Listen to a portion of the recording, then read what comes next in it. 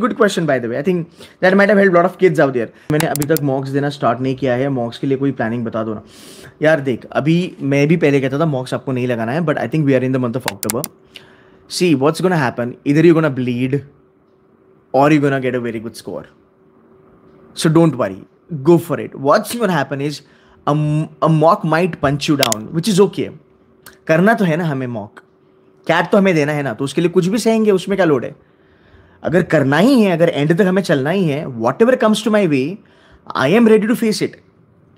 If you have that kind of an attitude, then even if you get negative marks in mocks, you will not be worried about it.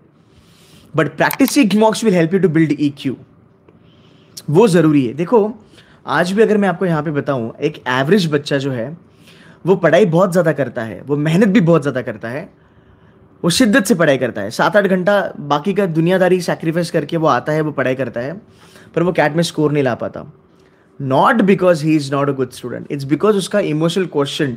Bye the way, बच्चे comment करके कहते हैं sir ये emotional question क्या है. It is not emotional question, it is emotional question which is EQ. So you go wrong because, or you have negative marking, or you get scared in the CAT का paper because तुम्हारा EQ में problem है. Now how do you solve that problem, EQ वाला?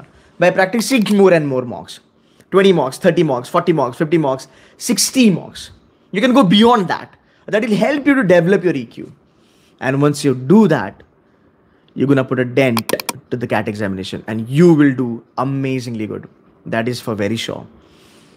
देखो, अगर मैं यहाँ पे मैं पूछना नहीं चाहता हूँ, काफ़ी पर्सनल क्वेश्चन है. और कितने बच्चे डरते हैं पेपर में, बच्चों के 2-3 क्वांट्स के क्वेश्चन नहीं निकल रहे हैं. एक DLL का सेट पकड़ते हैं, 40 मिनट उधर ही बर्बाद. एक RC लिया, आधा ही छोड़ दिया, दूसरा लिया, आधे में छोड़ दिया. पैरासिम्पल.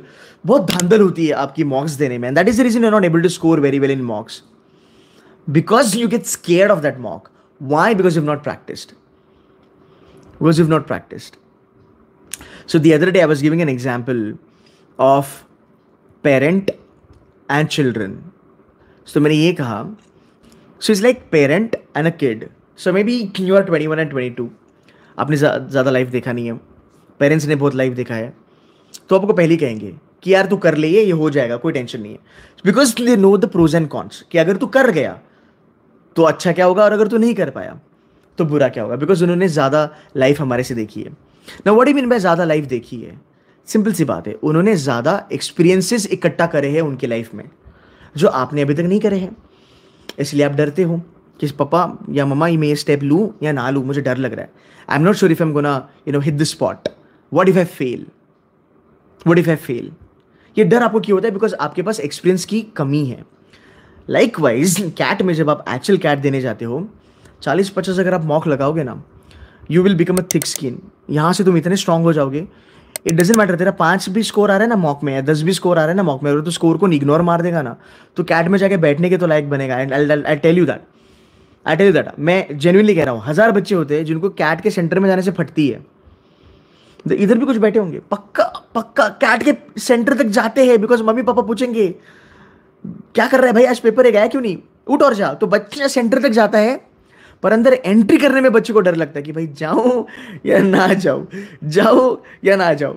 That's your EQ. So if you work a lot on your EQ, it's the best thing in the world, man. It's the best thing in the world.